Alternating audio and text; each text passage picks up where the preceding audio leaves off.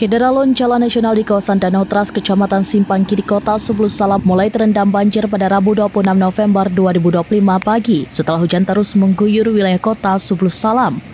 Akses jalan penghubung Aceh dengan Medan Sumatera Utara via Kota Subul Salam tersebut tergenang banjir dengan ketinggian sebetis kaki. Kedalaman banjir cenderung meningkat seiring hujan terus mengguyur Kota Subul Salam.